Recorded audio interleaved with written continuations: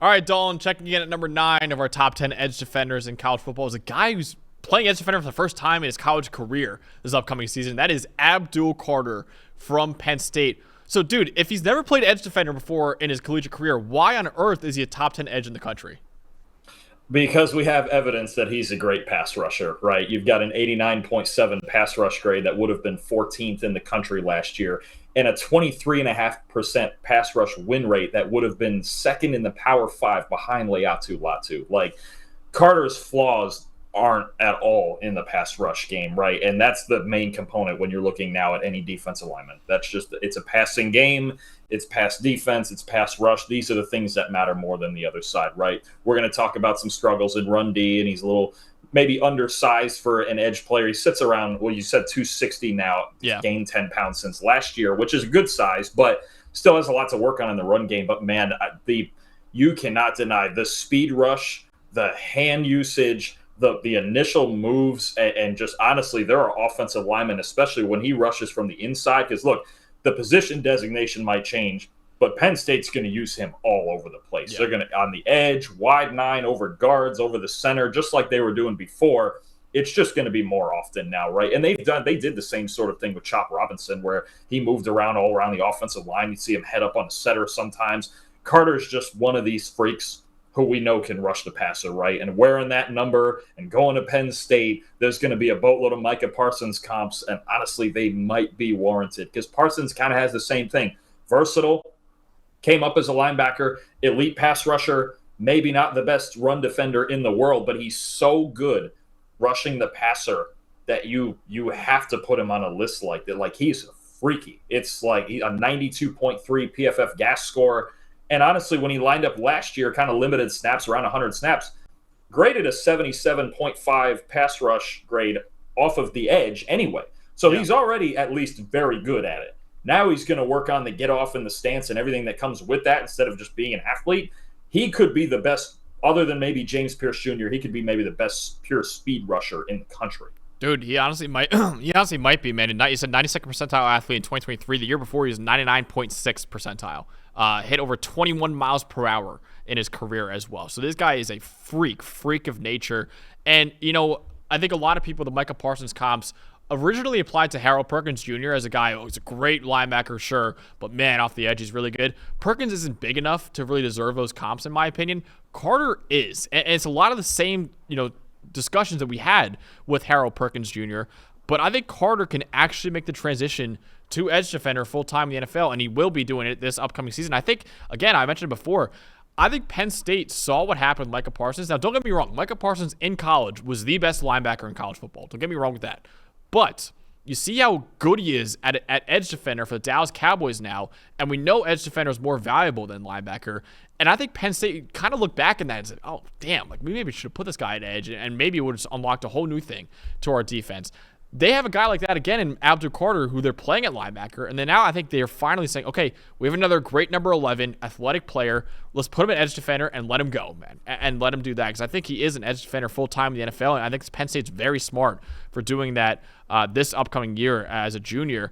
He had a 24.1% pass rush win rate that led all linebackers in the country who had at least 100 pass rushing snaps as well. So really, really effective pass rusher, freakish movement ability, man, at 250 pounds, 260 pounds now, excuse me. I'm really excited to see what Abdul Carter, the next number 11, can do for Penn State on that defense. And they've had legendary number 11s before, like Micah Parsons, like LeVar Arrington as well. And I think Abdul Carter certainly fits that bill, man. And they gave him number 11, which is a legendary number at Penn State, as a true freshman. So they knew what they had in this guy, and he's really lived up to that as well. What are the negatives for him right now, Dalton, and what are the kind of question marks as he makes a transition to edge defender? I mean, I like this move because part of coaching is maximizing a guy's skill set, right? And I think a lot of his weaknesses just came from playing linebacker. Like, you can just tell watching him, his vision was just not there, like when it comes to making reads from like a middle linebacker spot, right? So I think it's actually that part's going to get better, but he does need to get better playing the run. He doesn't always know how to like engage and shed blockers when it comes to, especially let's say off the edge, right? I think it's going to be a bigger thing when it comes to just holding down the edge right? Like playing contain and being a little more patient because he wants to win with athleticism, right? So I think there's going to be a learning curve when it comes to run defense.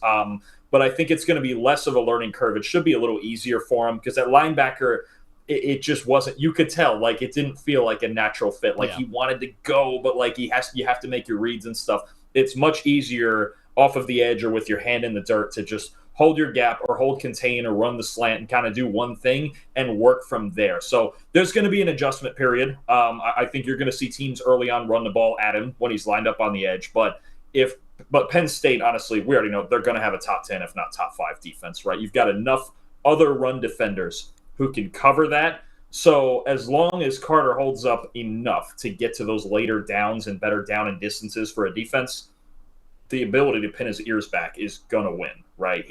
There's going to be an adjustment period. And that's probably why he put on the weight, right? To defend the run, because the Big Ten is big and rugged and teams are going to run the ball. But that's the biggest thing. I think the biggest weakness is alleviated because of the position switch. But there's still going to be an adjustment in run defense. Yeah, I agree. The run defense grade obviously wasn't great last year. I agree. I think a lot of it was his vision. I don't think anything was to do with athleticism, obviously. He actually made some incredible plays in coverage at linebacker for Penn State last year as well. Could get better as a tackler as well. He had a 28% missed tackle rate last year, which is very, very high. So that I think contributes to him as a run defender. But yeah, man, I think him adding the weight was huge. I think 260 for him is great for him. I think it's a good size for him at 6'3", and I think that'll help him out in the run game. And obviously, hopefully, at that size, he can maintain that elite athleticism, which makes him a great pass rusher. And obviously, another thing to keep an eye on is just developing as a pass rusher even more, because when you're blitzing up the A gap, it's different than when you're coming off the edge against some really good tackles that we have in the Big Ten Conference right now. So seeing more moves out of him instead of just relying purely off athleticism. But honestly, Dalton, and correct me if I'm wrong here, I think there are 3 guys who have a chance to be, there probably are more, but right now for me, there are like 3 guys who have a really good chance to be edge 1 in the NFL draft next year. It's James Pierce Jr., it's Nick Scorton, and I think it's Abdul Carter as well because of the ceiling. I don't know if there's anyone else that you throw in that range, man, but I just think the ceiling with those 3 guys, if any of them really separate themselves next year, I think you could see them being top 5, top 10 picks in the draft. Yeah, I agree with that. I think there's probably some people who are big fans of JT Tuimoloau, but I don't think he would get into the edge 1 category. Those 3 guys sound right, and Carter's the dark horse because the explosiveness and the speed. And teams love speed rushers, man. If you can get to the quarterback in 2 seconds or less, that's big. That's big time, and especially his ability to move around. If somebody's going to look at Carter like, oh, that's the next Micah Parsons, yeah, he very well could get in that conversation. Yeah, honestly, there could be some scouts that look at it, number 11 rushing off the edge for Penn State, and an athletic player like, oh, Micah Parsons again, and we see how good Micah Parsons do. Yeah, that could have happened as well. A little helmet scouting for the Nittany Lions. But that's what we got on Abdul Carter, who's got an incredibly high ceiling, and honestly, he's at number 9 next to his name right there. That might be the draft pick he's taken at in the NFL draft. So this might be a laughably low ranking for a guy, but we have to put him this low just because we haven't really seen him play edge defender just yet. And we got a lot of talented guys that will break down even more. So make sure you guys subscribe to the channel so you never miss any of our player breakdowns in any of our videos previewing the 2024 college football season.